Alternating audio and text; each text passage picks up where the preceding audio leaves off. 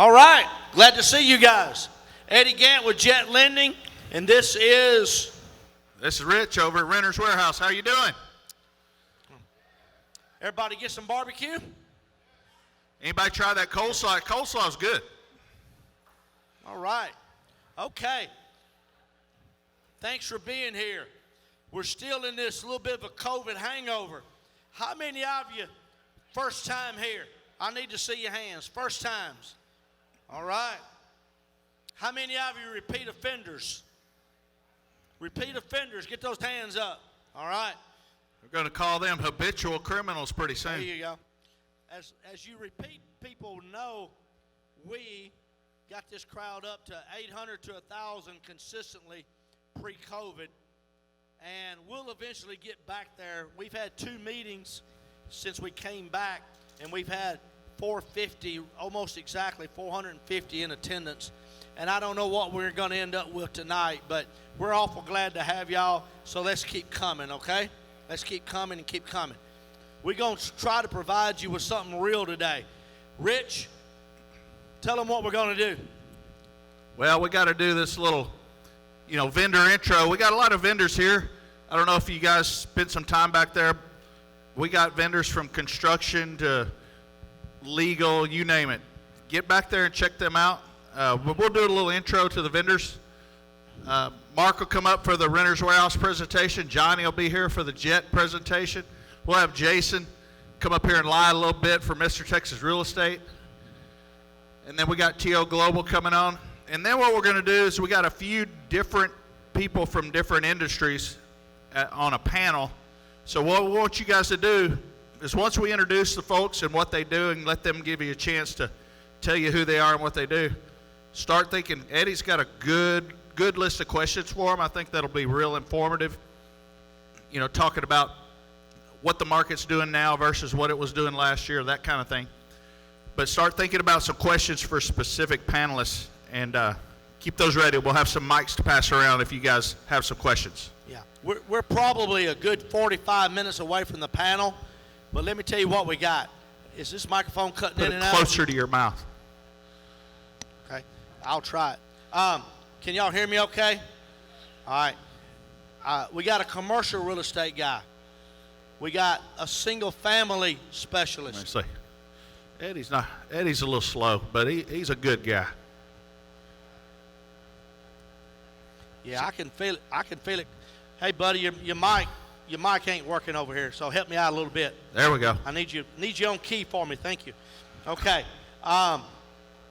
Commercial real estate, single family real estate, a contractor, a lender, and a rental property specialist.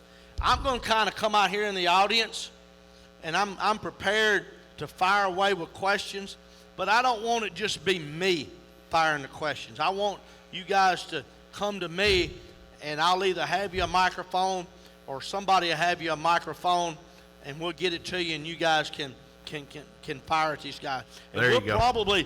We'll probably go for 45 minutes to an hour, won't we? Yeah, 30 minutes to an hour, Yeah. probably more like 45. Yeah, okay? All right. Okay, so, Stephanie, I'm ready for the vendor role, please. A lot of vendors back there, y'all, pay money to be here so y'all can have free beer and barbecue.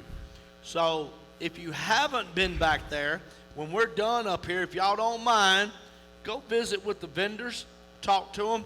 I've told people forever in this business, if you really want to know how this business is done and you're a rookie and wanting to get into it, go talk to the vendors because they're going to tell you the real deal how this business is done.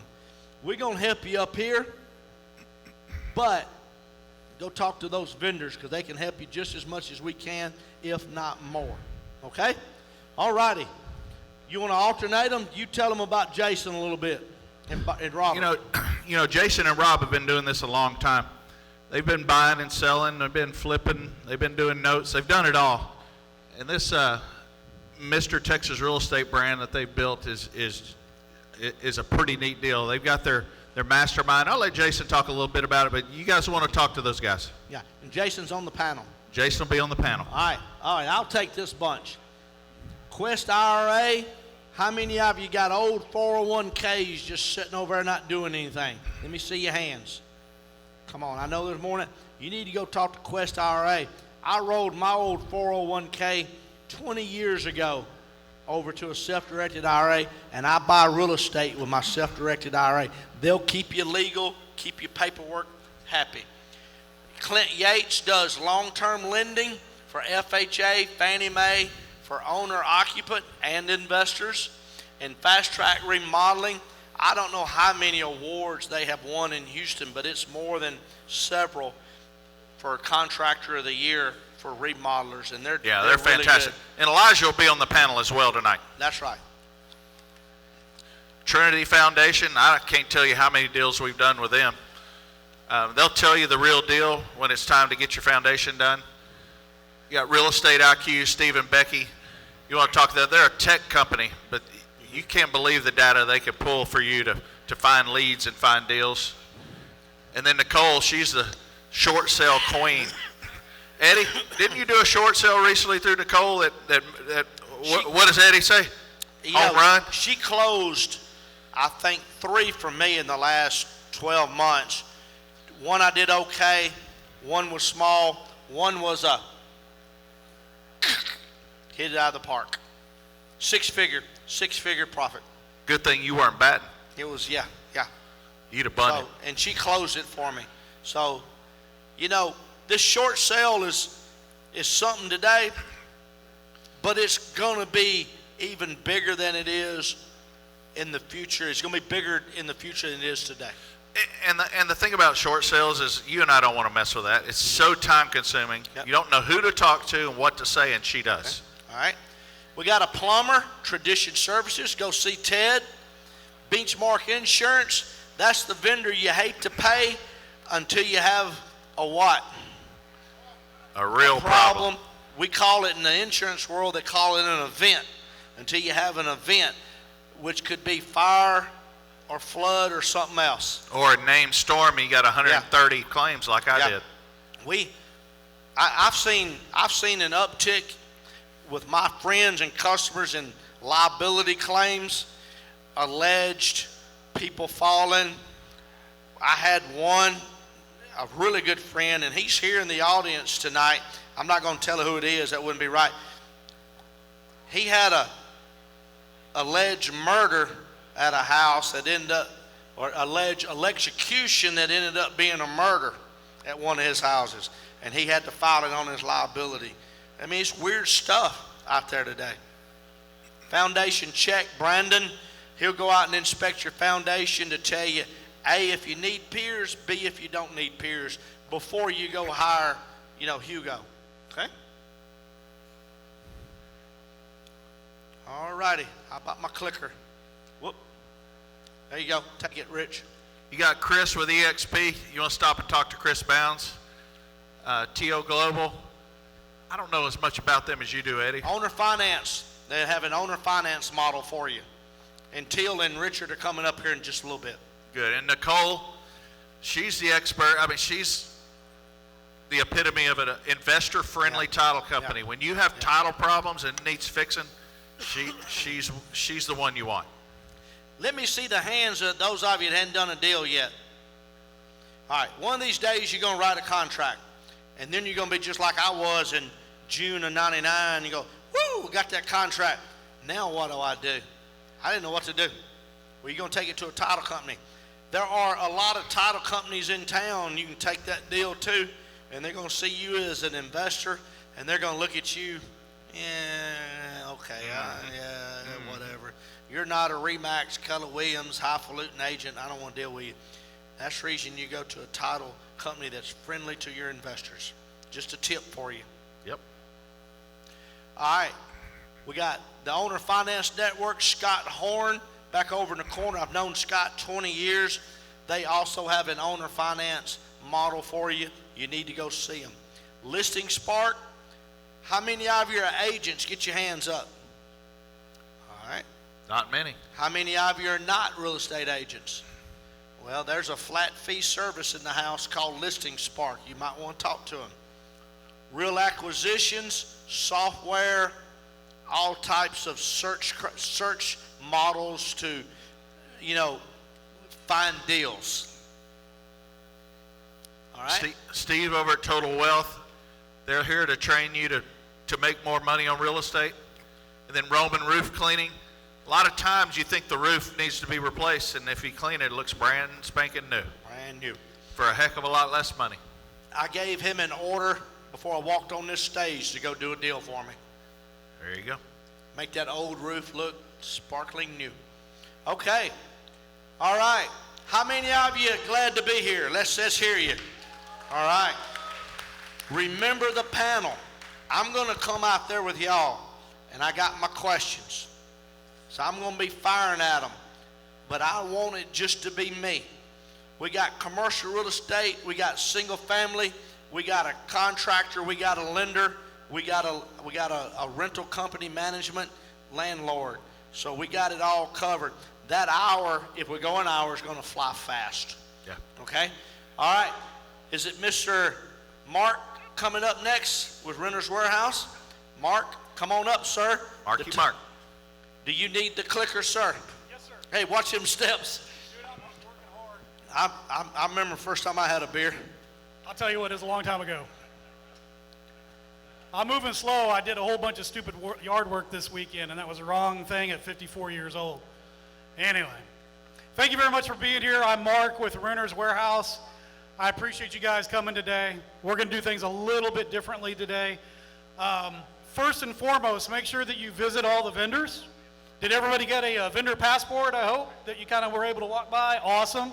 So you want to make sure that you get that filled out, and then you can drop it off at our table, the pink table, or at the jet lending table, and we will be drawing for a big flat screen TV. Hopefully you saw that thing out in the lobby. I couldn't fit it in my car, so hopefully we'll figure out how to get it home for you if you win. 65 inches. 65 inches, that's right. Anyway, so make sure you do that. It really helps for us to support our vendors because they really help make this event happen. And at some point, like Eddie said, you're going to want to have your team put together, and the people in this room are the ones you want to put on your team. So I did want to ask a question. How many people here own rental property or see the value of actually owning rental property for passive income and yield, right? That's how we all get to retire early, hopefully, or at some point. So I'm glad to see that. But here's the big question that I've talked to so many people over the last 12 months. Who's here afraid of your tenant not paying rent? Right? Well, I am. Yep. Eviction moratoriums, I hear this is supposedly not going to happen, but who the hell knows, right? And then, well, now I got round 2 coming. I don't know. People losing their jobs again with business closures. I mean, it's scary as a landlord for the last 12 months. So one of the things that I hope you guys that have been here before, I know some of you guys haven't, but the people that have been here before, just trust me, we're not going to go back to normal. I think everybody agrees that, right? I hate the word new normal, but I don't think we're going to go back to normal. But I met Eddie Gant and Rich Drake in 2001 when I bought my We Buy Ugly Houses franchise. So we've been doing this a long time, and I can tell you that things constantly change. I mean, I've done short sales, and I've done wholesale deals, and I've done subject twos, and I've done multifamily. And things are constantly changing in this market if you're into real estate investment, right? I mean, the one thing you want to do is diversify. So just know that things are always going to change. It's not a scary thing. It's not a bad thing. It's not something to keep you from getting into real estate. Just know that when things change, you just have to adapt. My very first sales manager out of college, Jim Cullen, said, look at the dinosaurs. They didn't adapt, and they became extinct, right? So we just have to adapt to be comfortable with whatever the new norm, as they say, for real estate, and it's going to keep changing. So here's something about us, right? I truly believe that we can change, like I said, and we can adapt. There's new ways that you can protect yourself as a real estate investor, as a landlord. There's a bunch of things that you can do.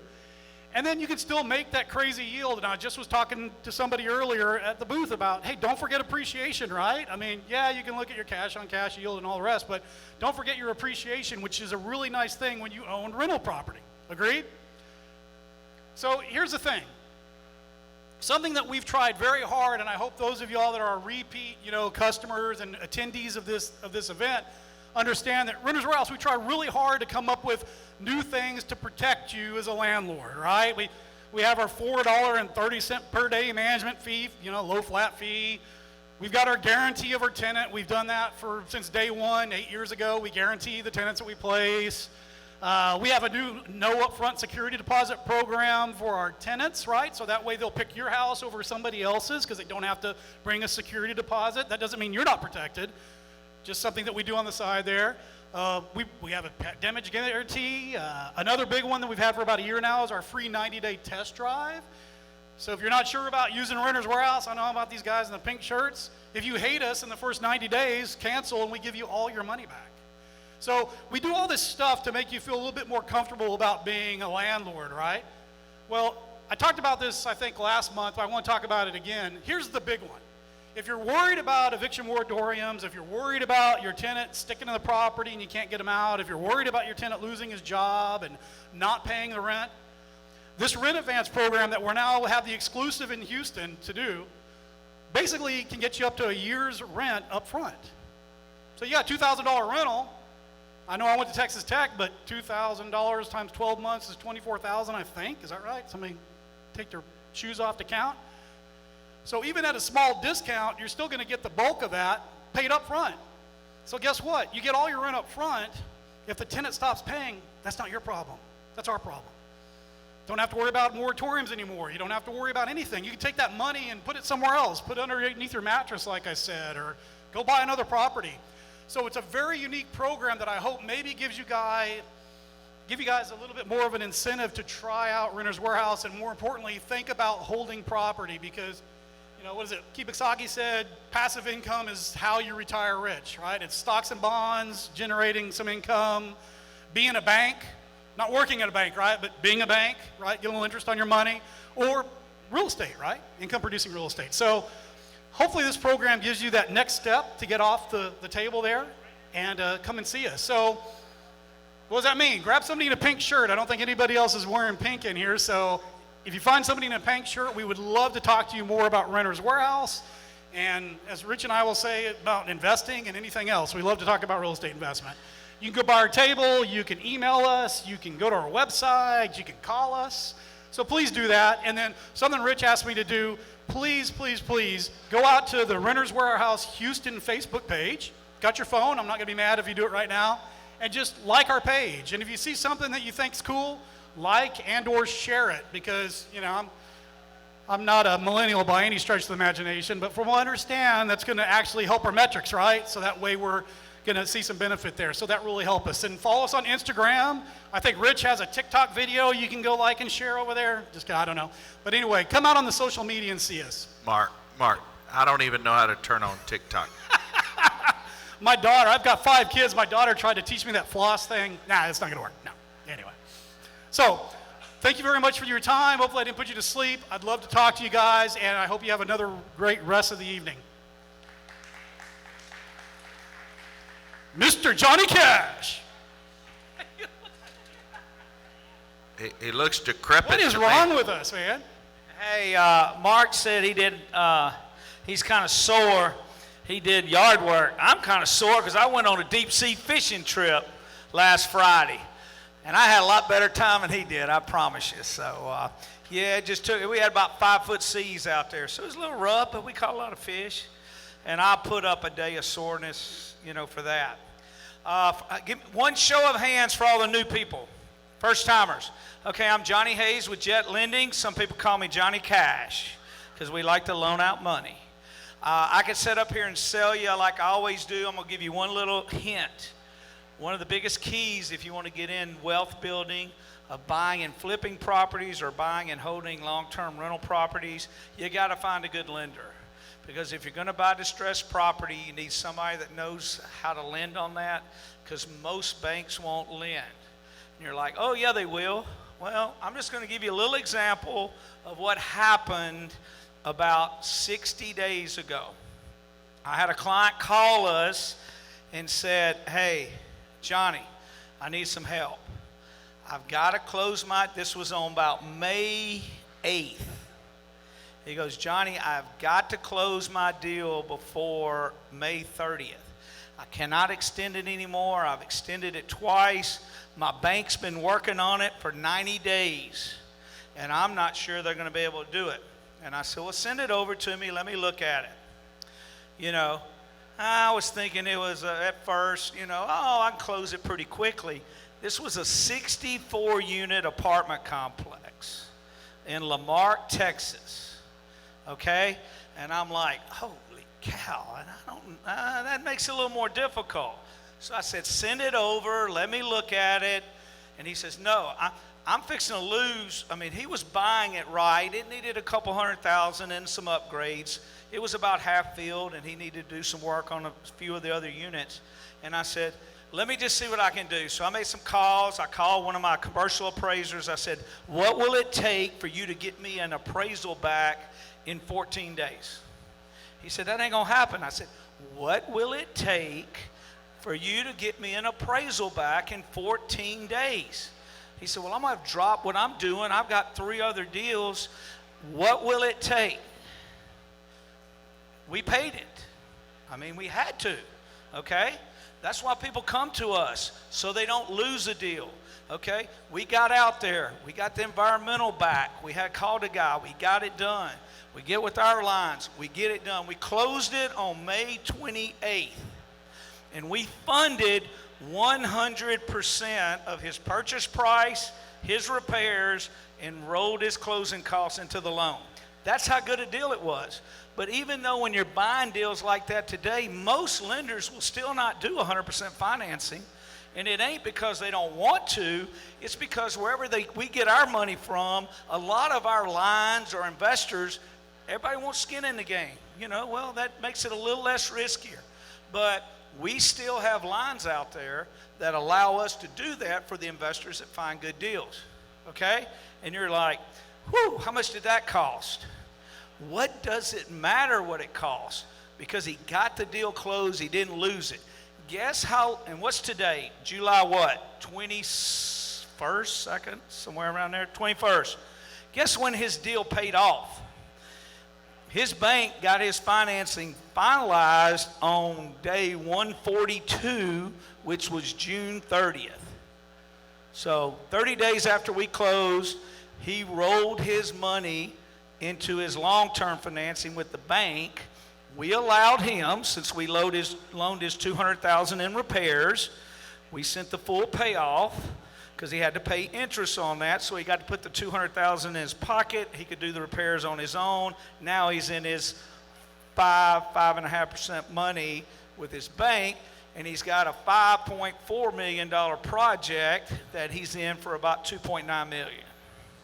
So there's deals like that, believe it or not, out there that's happening, whether it's a 3-2 bedroom over here in Spring, Texas, which would be that way, or in Humble, Texas, or down here in New 5th Ward, where lot prices are going up. If you find deals like that, all you got to do, place a call. Talk to one of our guys back in the back at Jet Lending. We will analyze the deal for you at no cost. All you got to do is send us the information. We'll analyze it. We'll look at everything. We'll give you our opinion. We'll give you a quote of exactly what it'll cost you. You won't spend a penny. If we all agree on everything, then we'll move forward. Okay? I'm Johnny Hayes with Jet Lending. Come back here and see us. Thank you. See, here's the reality of all this real estate investing stuff. The problem is that real estate and a lot of these things, whether it's health and fitness, it's investing, it's relationships, what ends up happening is aggrieved parties spout the rules but don't play the game. Like, playing the game is where that discovery takes place.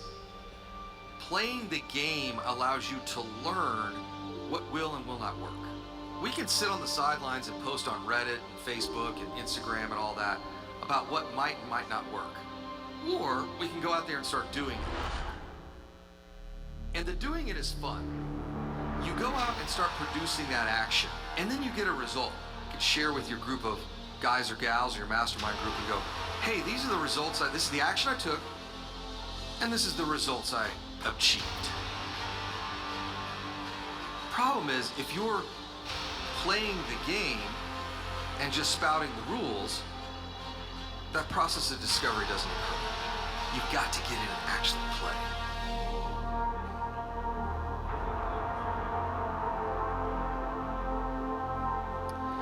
All right, guys, I'm going to be quick because we have a ton of stuff to cover on the panel. But I want to share with you guys some data that we're seeing in this marketplace, and I'll kind of give you the Cliff Note versions. If you think real estate is hot now, just wait. Like, this is just starting. Rob, my business partner, bought a property in, I'm just going to say in South Texas. And that market went up 51% in a year. So we're starting to see moves in this marketplace like it were California. It's just absolutely insane. So here's what I'll tell you, folks. You've got to start today. Real estate in Houston at the median is up 20% year over year. And I don't think that's going to change anytime soon. We're going to talk about that on the panel tonight. This is the most recent HAR report. We're up 20%, but here's the crazy thing. We have 1.5 months of inventory in the market.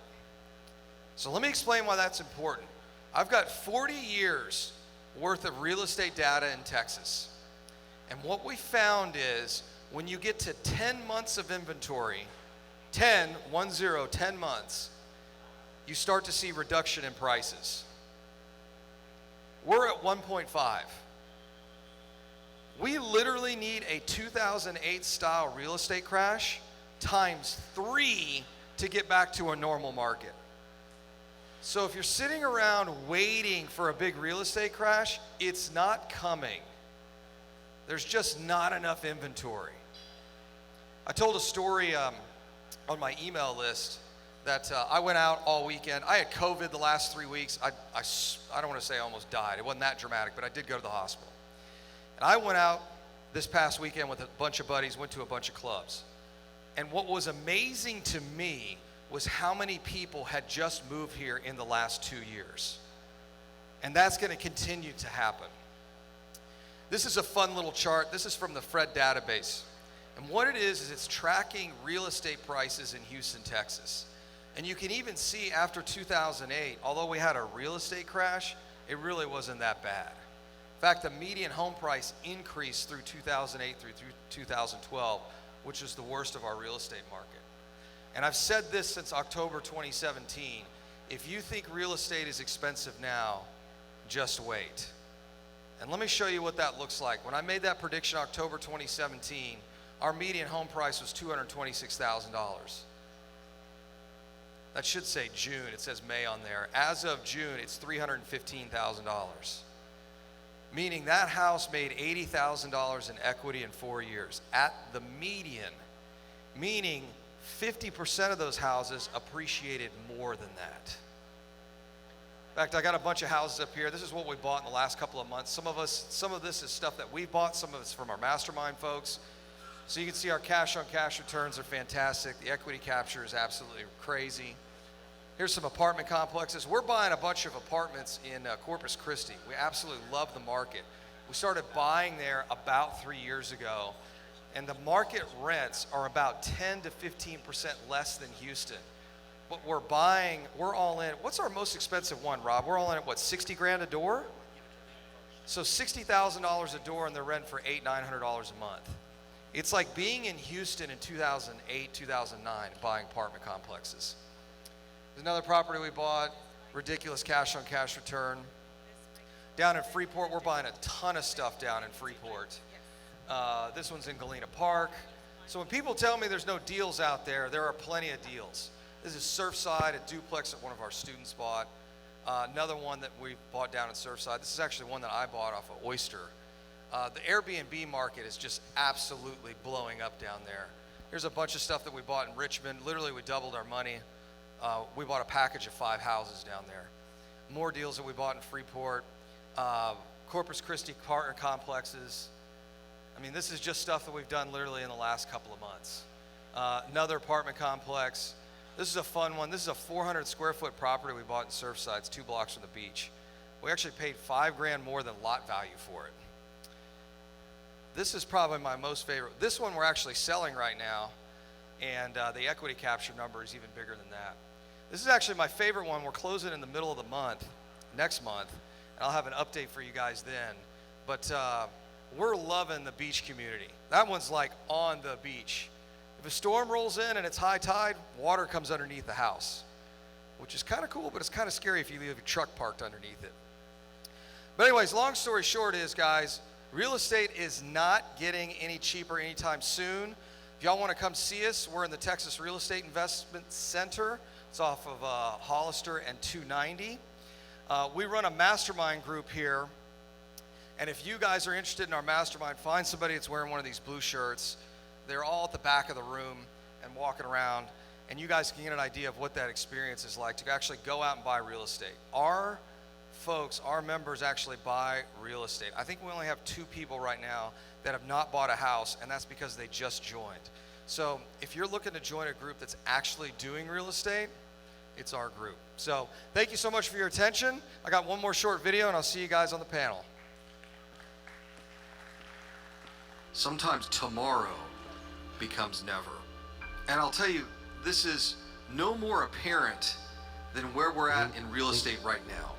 You've got a handful of years here to build a ton of wealth. Just in Texas alone, houses are appreciating nearly 20% a year. So if you're waiting for the crash, you're going to be waiting forever. You know, the other amazing thing too is we're also not promised tomorrow. You can start buying that real estate now. Start building that wealth now. Now, we're not asking you to go out there and buy 15, 20, 30, 500 units. But what we are asking you to do is make a reasonable amount of progress in a reasonable amount of time. Maybe with your current resources, the only thing you can do is buy 2 or 3 a year. Well, let's buy 2 or 3 a year. Like, the idea here is that we're going to do what we can. It's just like sports. You don't get to hit the game-winning shot until you've taken a whole bunch of shots. So don't wait. Because tomorrow eventually turns into never.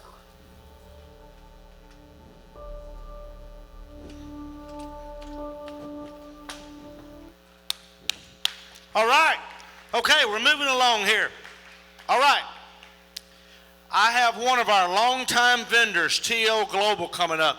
They've been with us way back there when we was at the Republic Country Club, formerly known as Redneck Country Club, and the Texans Grill. If you guys don't know this, we've been doing this meeting for 13 years. So we've never missed a month until COVID hit us. And this is our 3rd meeting back, so we're glad to have you. But I got Miss Teal and I got Mr. Richard Whitmore about an owner finance program creating passive income streams for you. It's your show, Teal. Thank you, Eddie. Thank you, everyone. It's a pleasure to be here. This is Richard Whitmore. He's my partner in our company. Richard? So some of you know me as a flipper. I have a lot of friends out here that are flippers, but I didn't come to talk about my flipping. I came to talk about using a tool of third-party owner financing to help you move your properties. And I'd like to parallel it to fishing. When we go fishing and we hire a guide, we do it because we want the best fishing hole, right? We want to go where the fish are hungry, we want to go where they're biting, and we would like to go where there's no competition. I want to tell you that owner financing can contribute to your marketing in a really significant way. Our company provides a way for you to owner finance without you carrying the paper, with you getting all your money at closing and being able to go forward. To show you how there's no competition, I did some research today. There's only 195 listings from 150K to 3.5 million offered owner financing right now in our market. That's it. Pre-COVID, that was 475. In the last 12 months, 948 homes have sold owner financing. And I can tell you that if you go online and look, a lot of what's on the market is absolutely junk. It's not going to be like the quality of the work that you folks do. So with third-party owner financing, are you getting the person who can't get a loan? The answer is no. You have nothing to do with that transaction. That actually happens after you close. You get a 20% down pre-approved buyer who's north of 100K a year with a 750 or better credit score, and he's been pre-approved. And Till has got a real skill at recruiting those kinds of investors. So you also get a lot of free marketing. The company has been set up to do a lot of social media, a lot of proactive marketing, and we can help you move your properties and maybe save your marketing budget a little bit. You get to cleverly offer owner financing in your listing, even though you're not the one carrying the paper. It takes place after your closing. And who are the folks you're helping? About 55% of them are self-employed or have their own business. So I would like to mention just the owner finance side of this in terms of the investor. Till and Lowry here, the founder of the company, the innovator, she has actually retired a whole bunch of investors using this system. And they're very proud of what they do in terms of helping people. It's not just another sale, we're helping a lot of people. I would like to introduce the woman who's brought a lot of people a lot of consistent and amazing returns, Till and Lowry. Thank you, Richard. Who are our flippers here? Raise your hand if you're flippers. 2? That's it? Well, Richard's, if you are flippers, you must see Richard. He will help you sell your properties a lot faster and with the money that you want to sell it for. So thank you, Richard.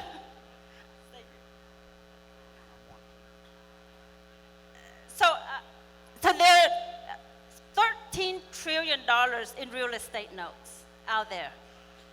That's a lot of money. And what is the real estate note? It's the mailbox money, right? Somebody's getting that check every month. Would you like your fair share of the $13 trillion? Who wants a fair share of the $13 trillion? Good. Half? What happened to the other half? You want to work for your money? Sure, that works too. So what we know is most investors, what do you look for? I've been in the business for 30 years. So we know you look for safety, right? You want a safe deal, and you look for big returns. With our program, you can make 30% return or more passively.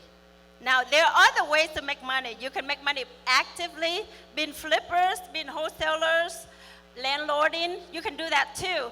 But I'm going to present to you a way that you can make money passively and make 30% return. And the collateral. Collateral is the real estate with equity. That is the best collateral that I know of. So I'm going to show you that. Now, I only have very limited time, so I'm going to do it real quick. If you have questions, I can answer at the booth.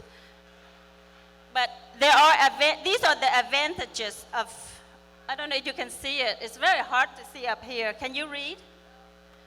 So there are a lot of advantages doing it passively. So I can't even read that, so I'm going to say it from here.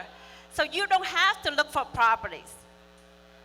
You don't have to go look for discount properties, and once you find it, there are many other investors looking for properties and fight you with that same deal. And once you have the deal, you have to renovate it. Can you hear? You can hear me, but you can't see. So you don't have to look for properties, and you don't have to hold it. We find it for you, and we find the buyers for you. We find the buyers for you, and then so I can't read this. The house is sold before you buy it. So when you buy it, we have the buyer lined up for you. And if we have the buyer ready, then there's no holding cost. For those who are experienced, holding cost is very expensive, right? You have to pay, yes, you have to pay interest, taxes, utilities, commission, vacancy. So you don't have to do that.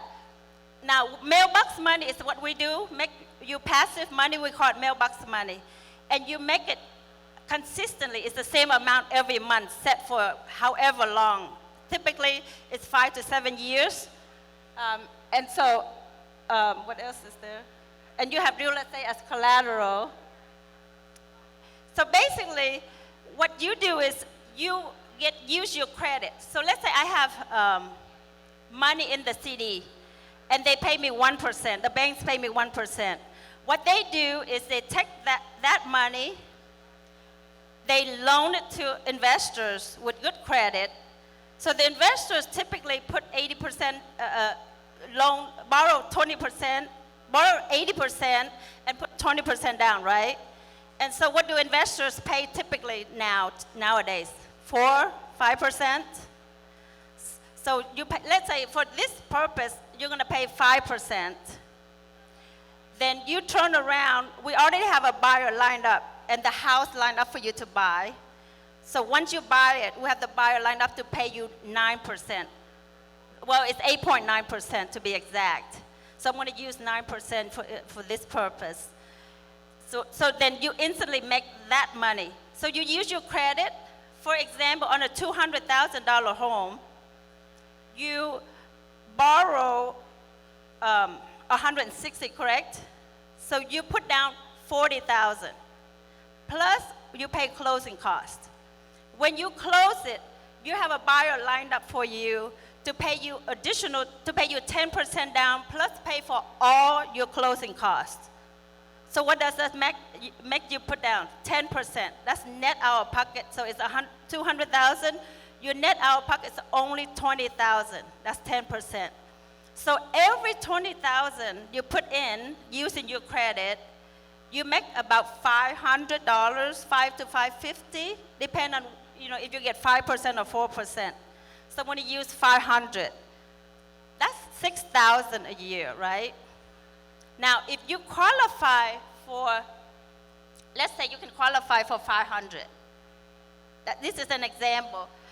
You qualify for 500, we can get you a house with a buyer lined up for 500. You buy it and close it. So you will make about $1,250. Based on the 20,000 you put down, 500, what's your net out of pocket? 10%, what is it? 10% of 500? So you make about $1,250. Now, if you can qualify for 500, you can really borrow $1.2 million, right around there, depending on your credit and your asset. So I'm going to say you can borrow, on a positive note, you can borrow $1.2 million. 10% of 1.2 million is how much? 120, right? And then so after that, you get another deal. We assign it to you, another $400,000 deal, so that's another 400. And then we can assign you another deal for 300, so the total is 1.2. So you put in 120. So how much do you make if you put down 120 using your credit?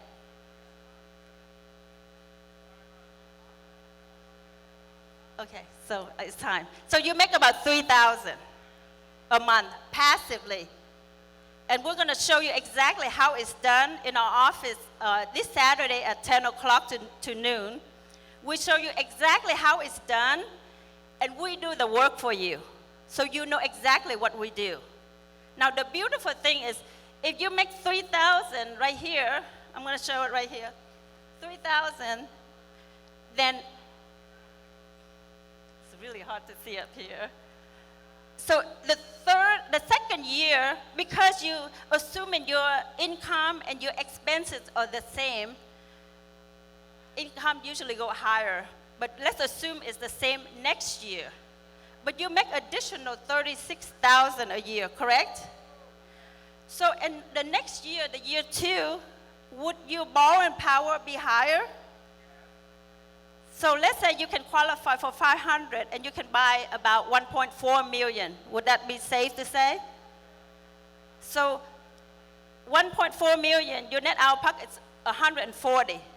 So you make additional $3,500 per month on top of the 3,000. So it's a cumulative, right? So now you make $6,500. Now your borrowing power is higher the third year. Now you can safely say you can borrow 1.6, 1.4. So with 4,000 additional income, you can borrow, you will make about 10,000 by the third year.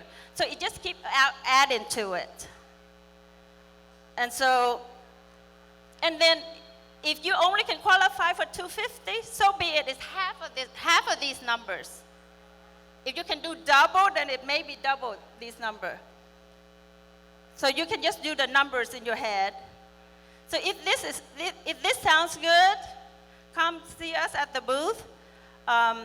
We have 5 more seats at our office to get investors who can qualify, 10 o'clock to noon. And then we answer all your questions, and then we have lunch, and we serve papacitos or papados, one of those.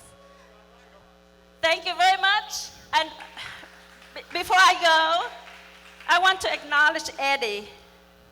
Eddie is an amazing guy, right? Did you enjoy the food and the drinks? Careful there. Slow down. Eddie and his team make it happen for us. Give us a chance to be together. So give him a big hand, please. I'm going to come down in your midst with flyers for anyone who's interested. Thank you. Thank you, everyone. Richard. Oh, okay. All right. Okay. Okay, panelists, take your positions. I'm going to come join you guys. How you doing? All right. Anybody got a seat for me? All right. I'm going to come grab it. All right, panelists, get on the stage. Let's go. You ought to know a contractor would go first. He's looking for a payday. Eddie.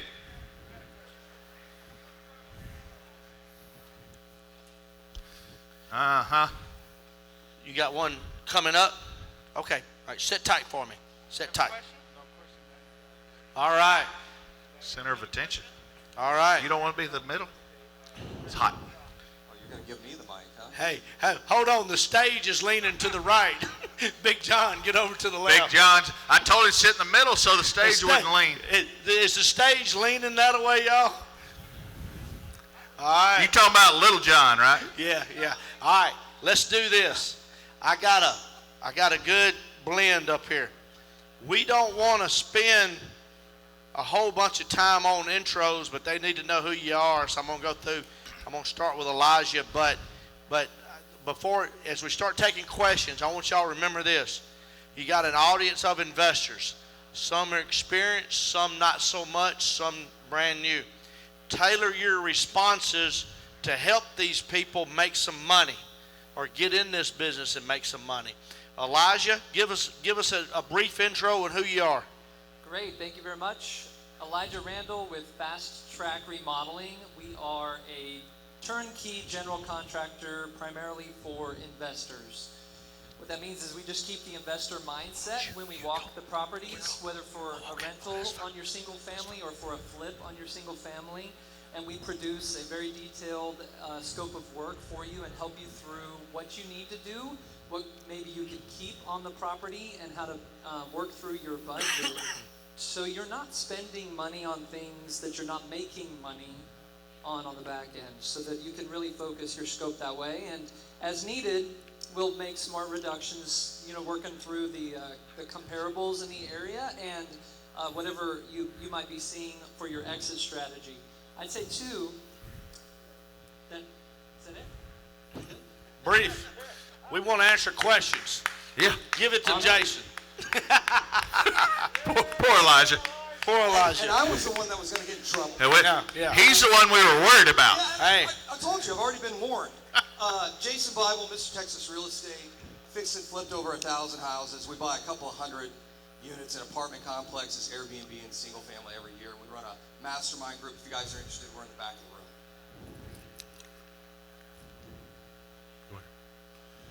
Rich, Renter's Warehouse. Everybody knows me, I hope.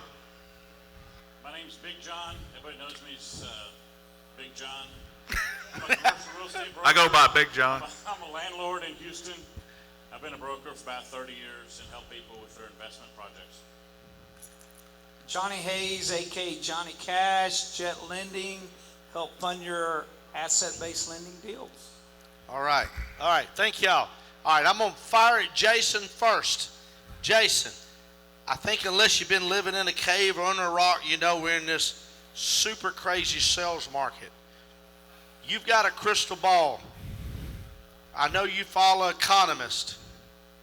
We got the main economist coming in October to speak here, Mark Dotzer. Tell us what's going on from this point forward to the next 12 months. What's going to happen? What's going on? What's the economists say? I think it's going to be more of the same. It's going to be rapidly appreciating real estate.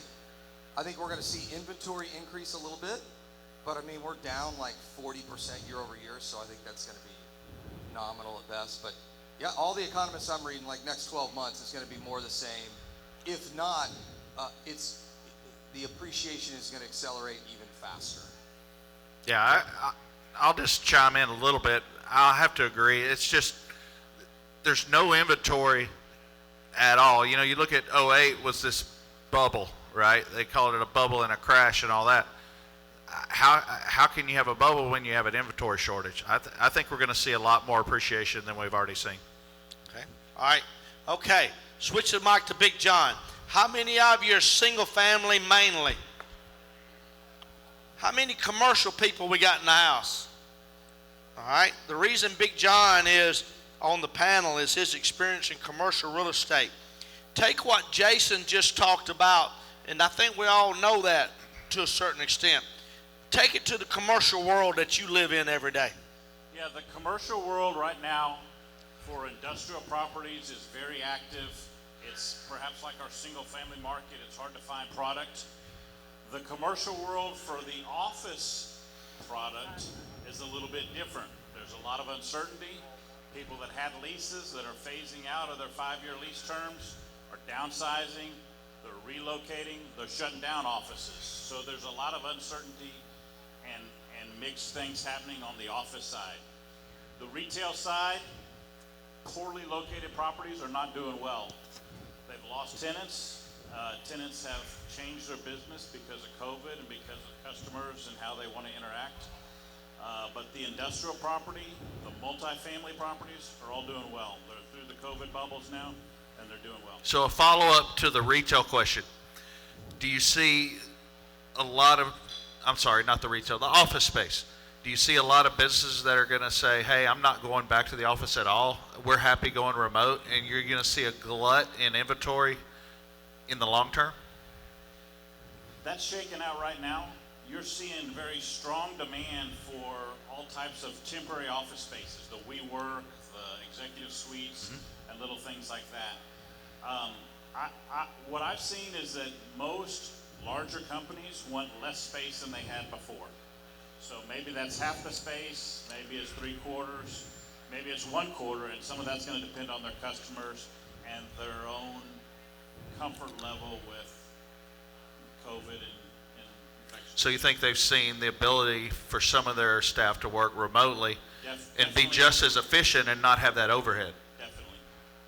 And some of them work a lot better remotely and by themselves without distractions in the office. All right, we're going to come back to you in just a second with a follow-up I've got here. Johnny, I call Monday, March the 10th, 2020 as COVID Monday. I call it COVID Mondays. That's when it all started to happen. They canceled the next day, Tuesday, I think the 11th, they canceled the rodeo. Then they canceled college basketball. Then they canceled the NBA. It all happened that week of Monday, March the 10th. Nobody has their hand on the pulse of activity more than you. What's going on today versus then, and how's it been in terms of activity in the real estate investors in Texas? Okay. I remember that, Eddie. We walked into your office. We couldn't believe what was going on. And, we were like, hey, we got to sit down and decide, hey, what do we need to do to stay ahead of this thing? And I'll be honest with you, we didn't know. And over the next couple of weeks, we're making phone calls to our clients that we've done a lot of business with, getting some feedback, and we were having deals coming in. And you would be amazed at, just because of what was going on, because this is something new to everybody, of some of the things that were coming out of people's mouth. And at one point, we got a little worried. Our business seemed to be, well, we don't know what's going to happen. They may shut down this country, and I can't get into deals. And then I think after a couple weeks of seeing and maybe whatever, then it was acted like in our business, nothing really ever happened. Guys said, hey, I'm going to get out there. I've got to make a living. I'm going to go out and find deals just like I always have. They protected themselves, did things the right way. And I'll be honest with you, other than about that first 3-week period, since then, it's been brisk. I mean, our business, I know it's a lot of competition out there. There's a lot of stuff on MLS today, but we got guys every day we get anywhere from 10 to 15 deals a day come in from all over Texas of people finding deals, wanting to get loans on them, and they're finding them in different ways. They're not just relying on MLS. They're going out there hitting the streets, and the rental business has really been booming as well, which if you go back over the last 5-6 years, that's become more than 50% of our business, where it was way less than 50% of our business. So I think right now is a great time to be out there looking for properties. There's money out there available. And if you're going to hold long-term, your long-term money still has low rates. And if we want to talk about it later, the non-QM products are coming back to the market and opening back up to make it easier to get. All right, very good. I'm going to go to Elijah, and then I'm going to Rich. And then, excuse me, I'm going to come to some audience if I got some good questions. Elijah, I'm going to take my hat off to you. You've done 3 or 4 deals for me in the last 3 months, big remodels. You know that. A fire damaged house, a couple others. Nobody knows remodeling like Elijah. Nobody. Nobody in this room. Not me, none of you. I keep hearing material cost, labor costs. Tell us about it. Yeah, there's been a few challenges in some uptick in costs. We've been able to account for those as they come around, because a lot of the materials that are going now on the market with strategies that a lot of the investors are doing is to put a little extra here and there in the home, just so that they could raise up their after repaired value, so they can make a little more.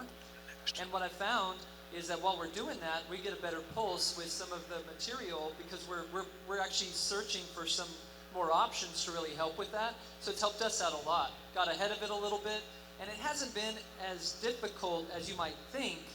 You just have to pivot and maybe buy from a different supplier than you used to, or maybe you have to just pick a slightly different brand than you used to, but we're still able to come in pretty close. On labor, that raised up just a little bit. Thank you. But overall, I'm not seeing as much of an increase, because we're not doing the new building, we're doing the remodeling. And so as far as availability, which I think we'll be asking in a different question, we could talk about that later, but that's I haven't seen more than probably 5% personally on some of the things that we're able to make some smart reductions to help clear that up for folks. So about 5%. Then why does your last bid to me increase by 50%? No, I'm just joking.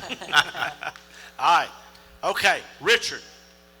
We beat to death in this meeting the act is on MLS for sale. They bottom out last month right around 10,500. Today we were 14,300. So we've increased by close to 4,000, not quite 4,000, but close.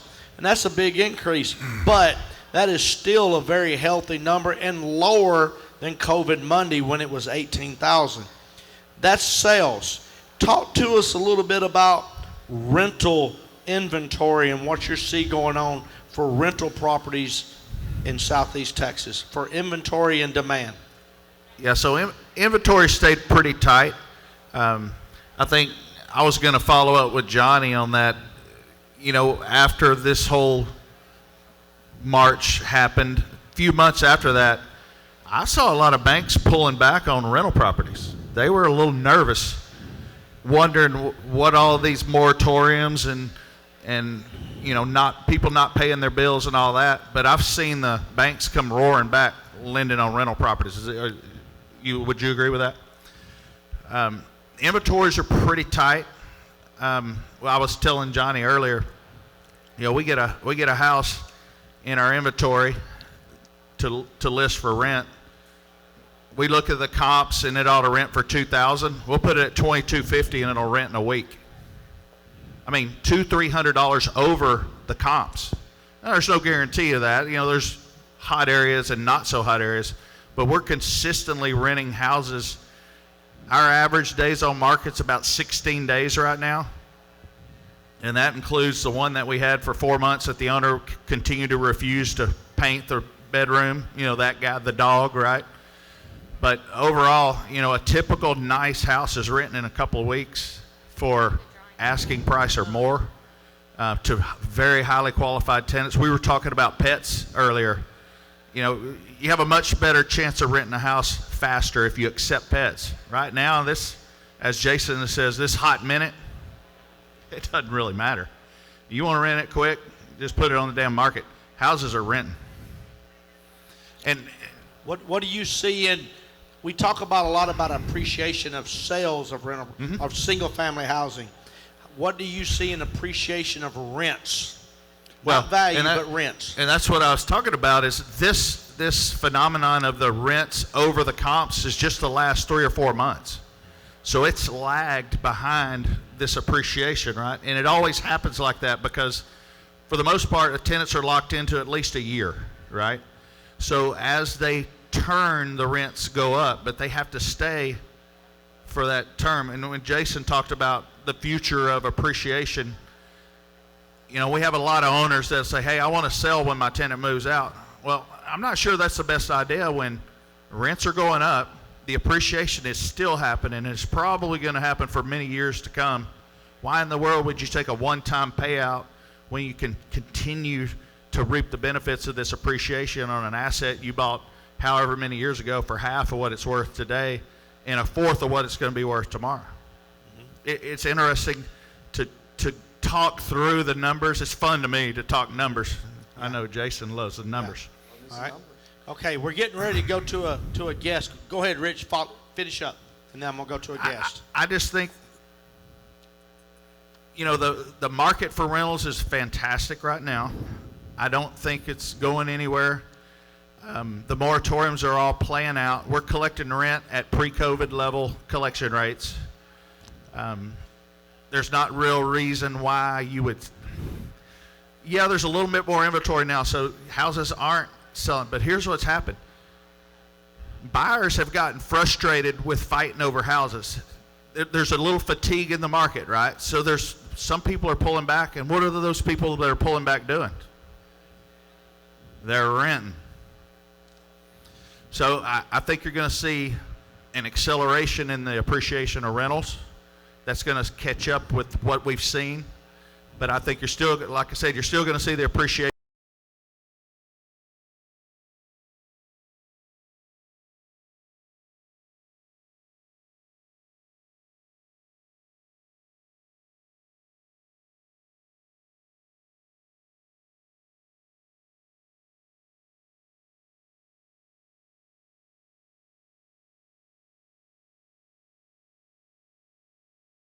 Of the sales prices, so rentals they'll just follow.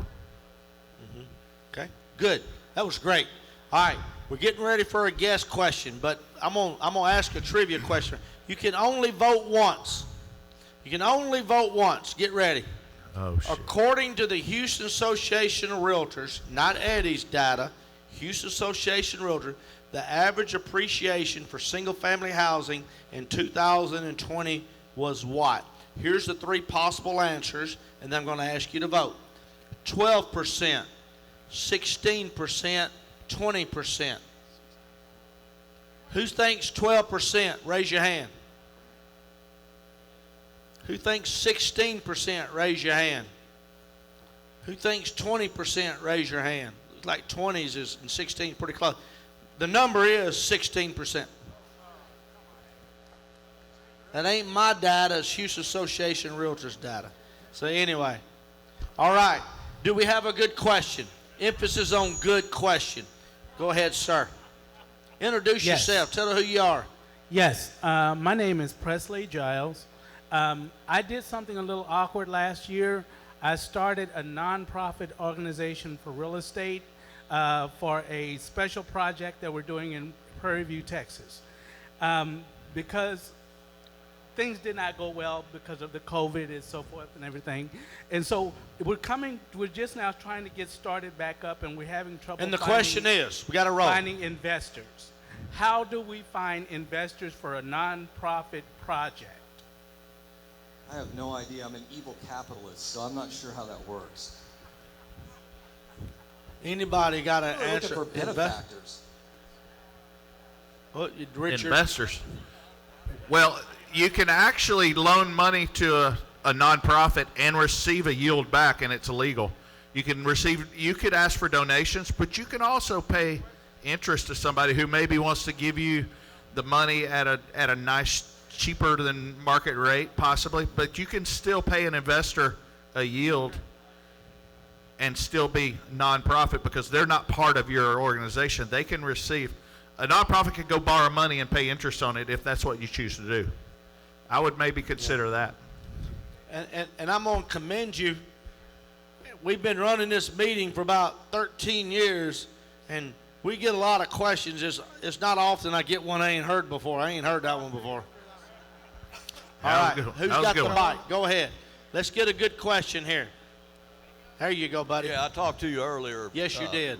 Yeah, with the Fed quantitative easing, the printing money, and the stimulus money, signs of 5% higher inflation, the similarity to 2008, which was followed by deflation of asset values. What does this hold for flips and buy and hold strategies? All right, so I'll answer the question. That's right in your wheelhouse. Yeah, this is right in my wheelhouse. I like the question, but some of the things you said in the question are not correct, right? So in 2008, 2009, all of the money printing never really made it to the consumer market. It all kind of washed around in the banking system. What's called M1 money supply. If you guys really want to get into the nerdy stuff, that's what it is. We could talk all night about it, but I'm going to put half of y'all to sleep. What's different now is it's actually making it into M2 and M3 through direct stimulus checks. That's what's causing all this inflation. And your number 5%, if you guys ever go to a website called Shadow Stats, they actually track the official CPI number and the unofficial CPI number. So this 20% or 16% average, I think is what you said, Eddie, part of that is inflation. Part of that's just the fact that there's more money in the system, rates are lower, and it's increasing prices. However, one thing that's great about real estate is it's inflation adjusted. If you really want to get into some esoteric economics, see how the Fed actually measures inflation of real estate. It's very interesting because they don't use house prices. They use this rent owner index, and it's really squirrely. But I think prices are going to keep going. I made a prediction 2 years ago that within 5 years, the median home price in Houston, Texas is going to be almost $500,000. All right, Jason, follow-up part of his question was, what's different now versus 08, 09 that's going to keep us from having the deflation of values? There's no inventory. We're 10 years behind on building. We're 10 years behind on building.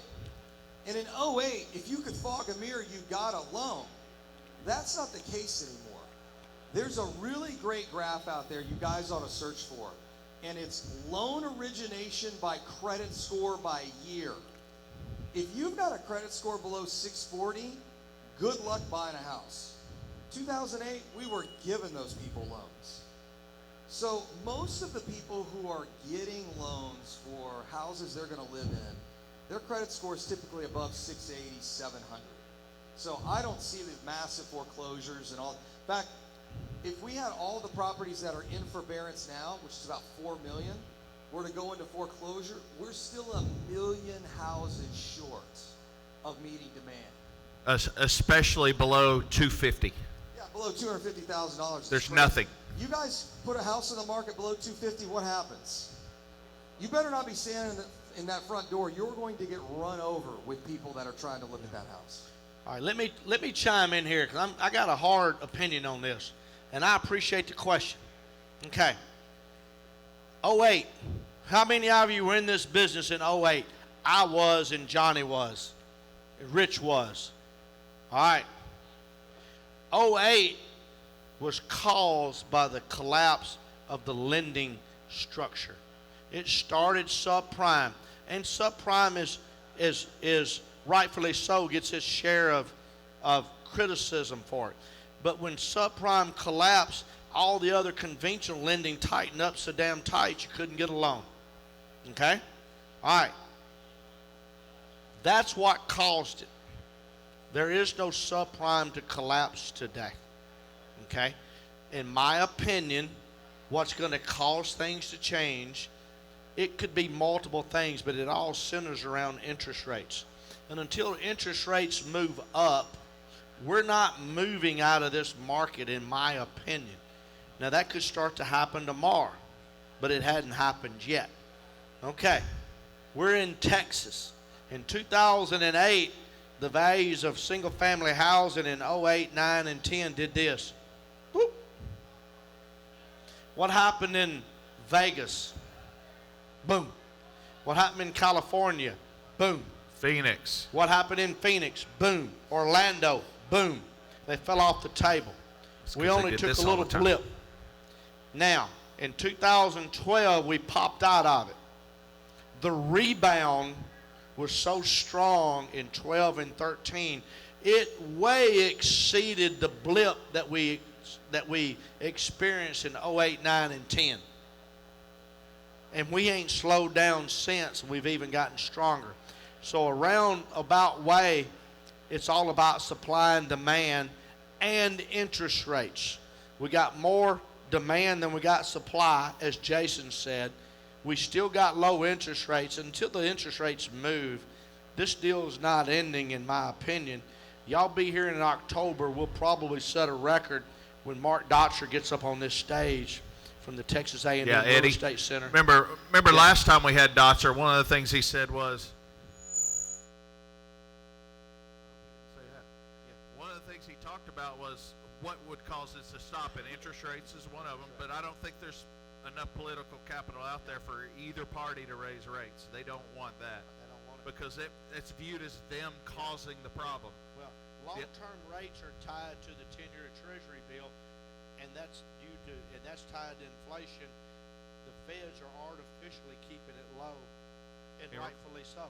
And remember, the wild card, he said, was somebody blows up a bunch of oil wells or some war kicks off in the Middle East and causes oil to go crazy. Yeah. Some one-off situation like that could throw a wrench in everything. But other than that, can we go back to the political? It's going to be a while. This is really important because people ask this question all the time. Rates got to go up. When did rates really go up last time? Who did it? This guy by the name of Paul Volcker. And this is the analogy I like to use. Paul Volcker was an adult. Daddy showed up and said, we're not doing this anymore. And it took 10 years. A lot of people miss that, 1971 to 1979. And inflation didn't stop. The rate just slowed down. That's really what happened. Like, if you had a house, it's not like in 1979, it didn't go back to 1971 prices. It just didn't appreciate as fast. So when we look at the I was in elementary school. I wouldn't know. Yeah, I was born in 78, so it was a little before my time. But I read about it, and I saw it on a black and white TV one time. So, but here's the crazy thing. When you look at the political landscape, there's no Paul Volcker out there. Like, there's no adult that's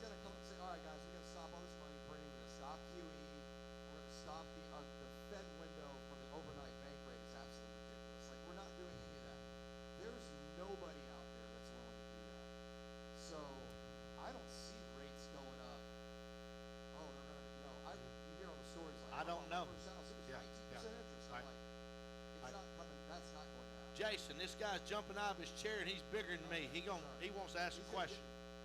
Go ahead, buddy. Hold the mic up close. I got a question for Mr. Hey, Mr. Real Estate, I'm glad you got better. A lot of people watching that, hoping you did. I appreciate that. Good thing.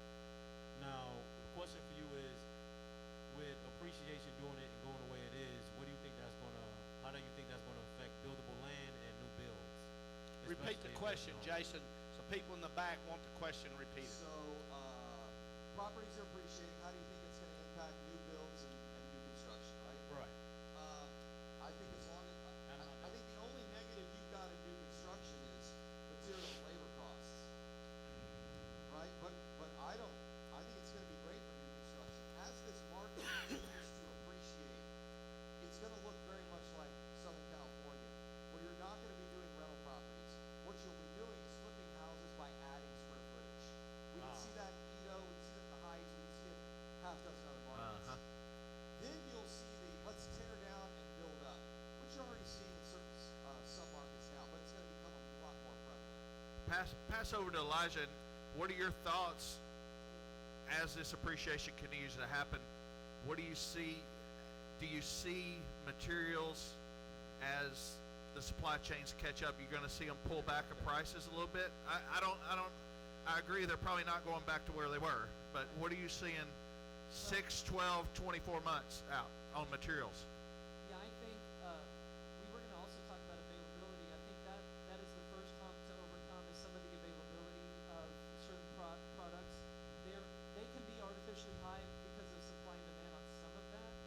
Also, though, how some of my vendors are fixing it is they're just reducing some of their supply. They're not putting out 10 items they used to put out. They're putting out 5 solid items so that they can keep up with inventory on different things.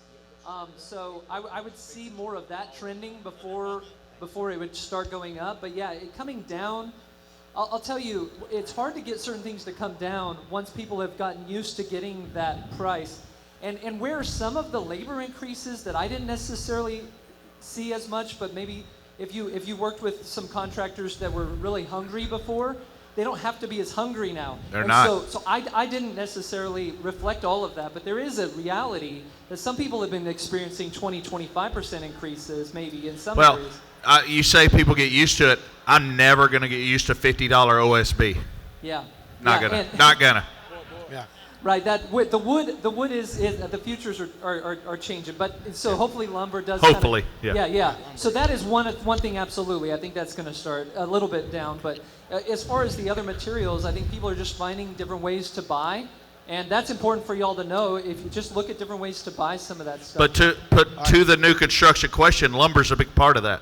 It's huge. Correct. It's huge. Correct. Okay. I'm going to ask a selfish question because this is just biting me out here. I'm going to change the direction a little bit. Big John, get the microphone. My question is actually for you. I'm a land guy. Nobody loves buying land and holding it more than me. I love land. Talk to us about raw land within a 60-minute drive from downtown, an hour from downtown. Talk to us about what's going on with raw land availability and sales. You don't know nothing about land. If you're talking about ranch land. No, not ranch. No. Commercial. Subdivision and developable land. Yes, sir. I'd say for the product types of industrial land uses, for multifamily land uses, for single-family development projects of multiple lots, those are very hot. Yes. Those are very strong. For office uses, they're not quite as strong right now. There's a little bit of uncertainty as the office shakes out. There's a lot of inventory available to lease or to purchase for office use. But a 500-acre tract, less than 5 or 10 minutes from a major freeway that could be developed into a subdivision is something people want. Hell yeah. That's right. And that would be a mixed-use project. There'd be, with 500 acres, there'd be some retail, probably an allocation to some office or medical, and then a lot of single-family houses, multifamily projects. Yeah. Big John, a lot of economists say, slight follow-up to that the suburbs is going to be a hot and commercial market in the next decade due to people getting out of the big city due to Zoom and working remotely and all of the things going. Do you agree with that, and do you see it? Do you see it? I do agree with that, but I think it's going to be clustered. So there'll be the cluster of Woodlands Conroe. There'll be the cluster of Cypress and Bridgelands. There'll be a cluster of Katy and Sugarland and Pearland and Lamarck and there'll be clusters where it's really hot right around the city center and where the activity is, and then it cools off a little bit further away from each of those cluster central And so I've seen a lot of, we talked about, a lot of more people working remotely, right? Do you see the 45 to 60 minutes from downtown becoming 90 now because people don't mind driving in once a week versus every day because now they can work from home? Absolutely. You see people taking down a lot more land for their personal use too. So where they had before a 10,000 square foot lot for their house, now they want 10 acres for their house, or they want 20 acres for their house. So they have the opportunity to have a horse or to have a couple other animals that they're little elbow room. Little elbow room. Johnny, any money available for these things he's talking about? Is there any, Johnny, you know about any money available for that? There's always money available. I mean, like I say, I'm not out there loaning for somebody to go buy a house and live in. We just specialize if you want to buy some investment property, and we can make it happen.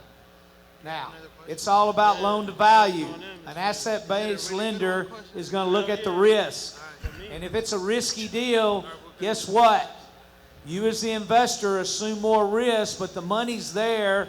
We're just maybe at a lesser loan to value, okay? If it's a very low risk deal, then I can get you more money for it. So let's say somebody finds a little tract they want to develop into a few lots. They've done it before. I know that's not your main focus, but you can either do it or find the money. Yeah, if you're buying the land, I can help with the acquisition of it.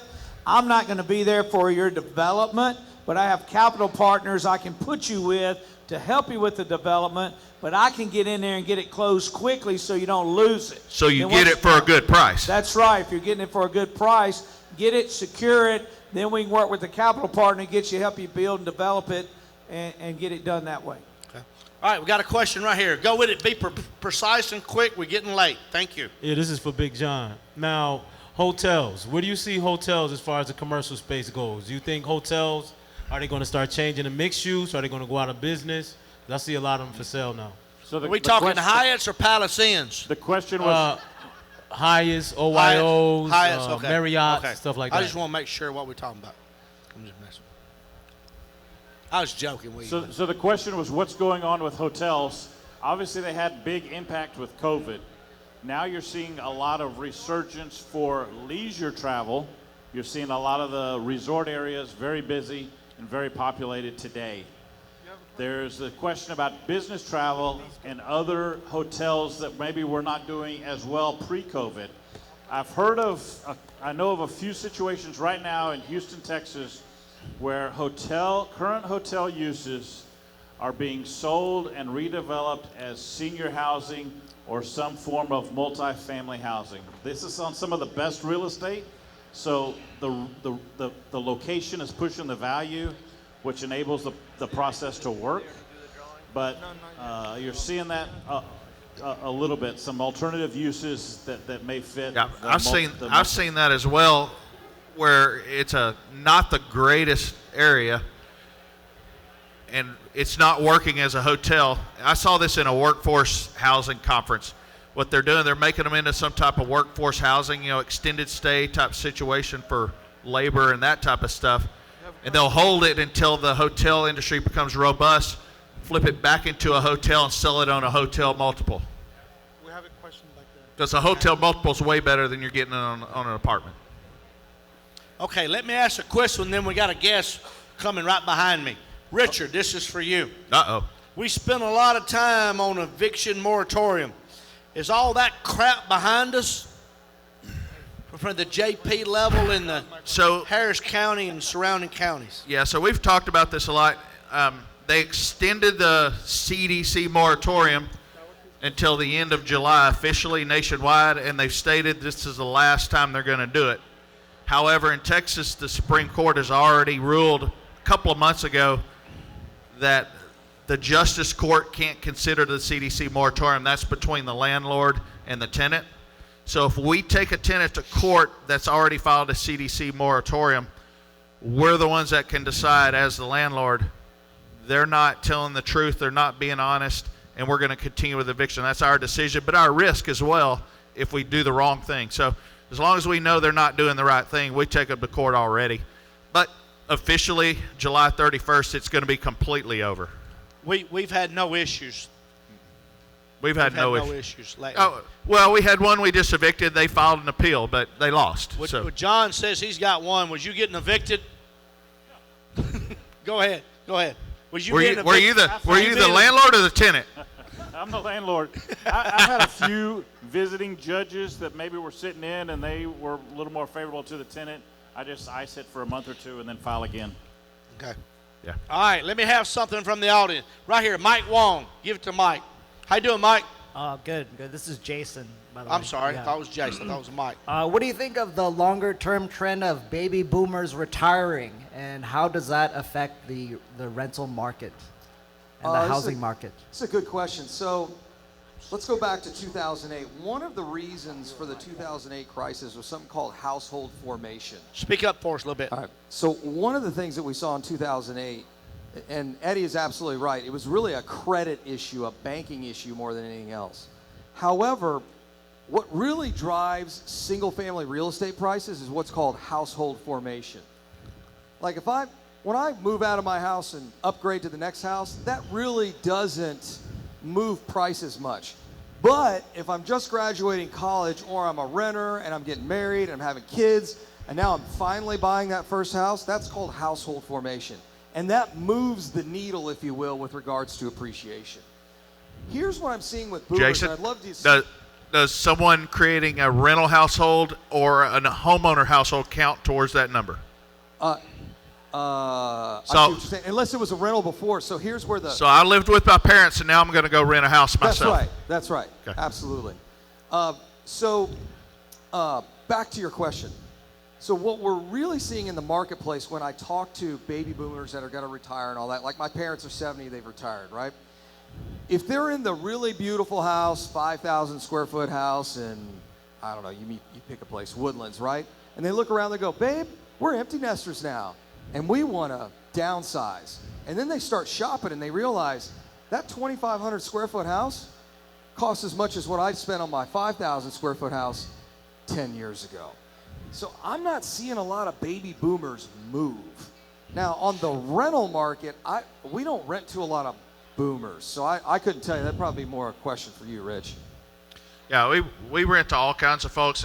We're renting to retirees. We're renting to 20-year-olds. You know, we don't pay a whole lot of attention to how old somebody is because that's illegal anyway. Absolutely. But you know, we rent to everybody, and there's plenty of what you call boomers renting houses. Yeah. Yeah. Okay. All right. We're getting close. Who's got something really good they want to ask? I got something for Big John. All right. Lay it on him. So I got this idea about workforce housing. Been going back and forth. Got a couple of buildings I rent out to workers. In the city of Houston, we don't have zoning. If I ask for a permit in a strip center, 2,000 square feet, that I'm going to make into 10 rooms for people to live there, what's the city of Houston going to say? Are they going to let me do it? Or can they stop me? I think you're going to have to go through permitting. Yep. And make sure that the fire marshal is okay with what you're doing and there's the appropriate. So the fire marshal will be the gatekeeper on this deal. Fire marshal would be. Now, between you and me, a lot of people try to work in the city of Houston and they struggle with all the permitting and all the inspections and everything. But for those people that play within what I call the 10 minutes of the border of Houston, which is not as far as you think it is, there's a lot of money to be made doing that same thing in Harris County or doing that same thing in an adjacent county that we. So just jump outside the city limits and have a lot less regulation, but still be Houston area. A lot of land between downtown and Intercontinental Airport is outside of the city of Houston. It's in Harris County. And not in Although any the other airport jurisdiction. itself is in Houston, the city of Houston, and Kingwood's in the city of Houston. A lot of land right in there is not. So you want to grab something close to Houston, not inside the city limits, but not in Pearland or Manville or Friendswood or Cypress. When you pull the HCAT account, you will see the taxing entities on that account, and it will not show City of Houston as a taxation entity. Are you at risk for the city of Houston taking it over down the road like they did Kingwood? I would have guessed the answer is yes to that. Is that correct? It could happen in down the future. That's but you don't happened to know. me before on a piece of commercial property I owned. Yeah. Was annexed and it became single family residential by default, and it was a commercial building. So I had to pay money to get it rezoned to commercial, what it should have been in the first place. Yeah. Okay. That was nice. All right, let's do this. Last call. Not for beer. We're gonna keep it open for a while. There we go. All right. Oh, right no. over here. Right here on the Oh end. no. All right. Speak loud and clearly so they can hear you, please. This question is for Big John. It's about the property taxes. What do you see the future property tax? Because it's, for the rental property, it's going up so fast that the landlord have to raise rent. And then when you raise the rent, property tax next year goes up again. So it's like vicious cycle. I'll be honest with you. I build a chart of my total tax expense for each property that I have, and I come up with a ratio of the rent to the taxes. So this one cost me 1 month's rent for property taxes, and this one cost me 6 months of rent for the property taxes. And on the ones that are down there on the upper end of that scale, I sell them. I mean, there's the challenges are so much value in the land that you can basically get the improvements down to $1. That's probably your problem. $40,000. But you're just being taxed on the land value, and you have to find, there's a few pockets you'll find in the area wherever you invest where the taxation is just not caught up with that, and you'll find more properties there. And the ones that I have by like the airline produce market where the land values are so high, I can't afford to keep them. You can't hold them as a rental. Okay. All right, Because got it. the house is not worth a whole lot of money, but the land is. We got one more. Go ahead, Jason. I got one more question. You said something interesting because I see this all the time on Facebook where somebody says, if taxes go up, I'm increasing my rent. The reality is, all things being equal, that doesn't work. So if you're already charging market rent, just because costs go up doesn't mean you get to charge the commensurate difference in that. Let me give you an example. What is $1 million home in Westview rent for? $6,000 a month? 5 or 6. Depends on if I put it on Section 8 or not. That's right, yeah, put it on Section 8. They're gonna love that. 10 bedrooms, $7,500 a month. But here's the reality. The taxes are $3,500 a month. Somebody owns a rental house in Westview is not going to be able to charge enough to be where the thing will actually cash flow. Because the market says, hey, this is where buyers live. We have a very small rental pool, right? As opposed to Cashmere Gardens, some of these other places where the cash flow is much better. So one thing to keep in mind is just because taxes and insurance go up doesn't necessarily mean that you can raise rents. At some point, you can only raise rent to market price. But Okay. at that point, then you sell. Listen up. One question, closing remarks, and we're going to give away a TV. We got to roll. Right here. Go ahead. Speak clearly and loudly for us. Good evening. Good evening. Ivan Vanderwalt's my name from Bayabab Residential. I want to say one thing. Elijah's the best. Fast Track are the best contractor in Houston, hands down. Thank you. All right. Let's start. Let's don't give away a TV quite yet. Johnny Hayes, let's start with you. Closing remarks, sir. Johnny, get the She's mic. volunteering to draw. You going to draw? No. Oh, yeah, you are. Well, Johnny, closing remarks. Hey, my I'll come get closing you. remarks for you today. I get hope you got something out of tonight. If you're looking to get in this business, Don't be afraid to pull the trigger. Build you a team with people here tonight and bounce that off of them. Bounce it off our guys. Bounce it off some of these other guys. And if there's a deal out there, hey, right now is good times. Let's take a chance and go out there and help you make some money. It's not as hard as you think it is, but until you can get out there and see how it actually happens, we'll help walk you through the deal. And then once you do it, then it just becomes easy. The first deal is always the hardest. It's always a tough. Taking that first step. All right, closing remarks on commercial real estate are that there's still a lot of deals out there.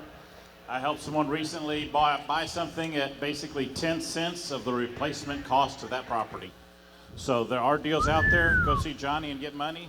He's funded an apartment complex in 20 days. He funded a multi-million-dollar land deal a year ago for some other clients. So there's deals out there. The challenge is getting John to work.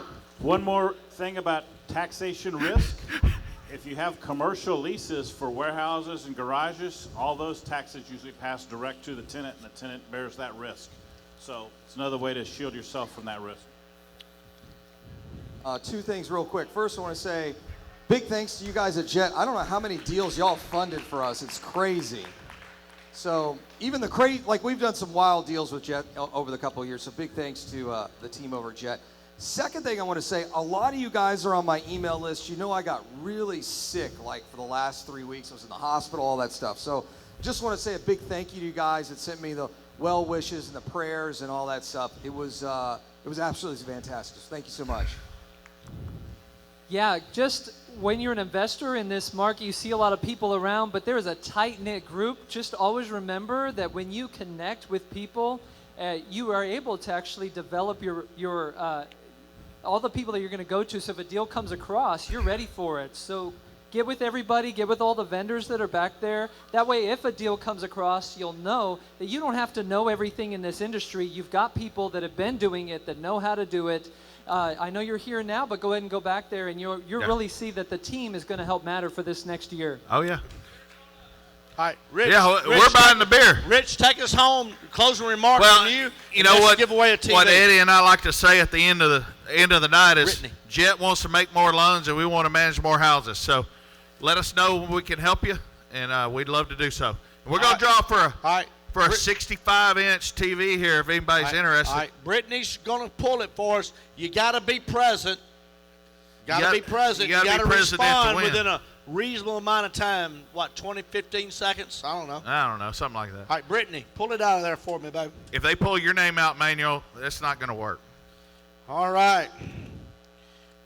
Doug Harris, are you in the house? Doug Harris, are you in the house? Yes, sir. Well, okay, but all right. Next time we'll get it in quicker. All right. Next, Brittany. Oh, I pulled it. Brittany, you pulled it. I don't want to be accused of cheating. Eddie, you don't want to be responsible. I got Brittany up here. Nikki Quezado. Nikki was here earlier.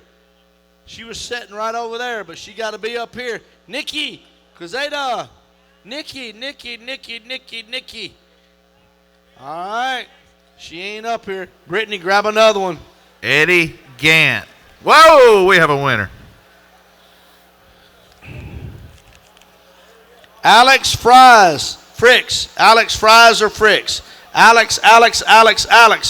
Well, you better get up here. Yeah, I want to see a name tag with Alex on it. We're going to have to see an ID. Get up here quickly. John Sinlinden.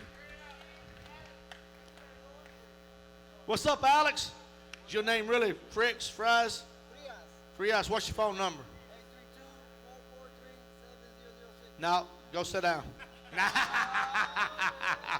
Hey, get yourself a TV over there, brother. It's yours. All right, hey, listen up. We need to get this meeting back to 800 people. Y'all be back here next month, the third Wednesday, all right? We got to get it back up to where we were. We're not there yet, all right? Thank y'all for being here. He needs to manage more properties. I need to loan some more money. What? All right, take a picture and tag Jet Lending in here in just a minute, all right? Well, get over there and do it. Don't tell me to do it. You get over and do it. Drink a cold beer with us. Hey, everybody, good night. We're going to be back here in the back.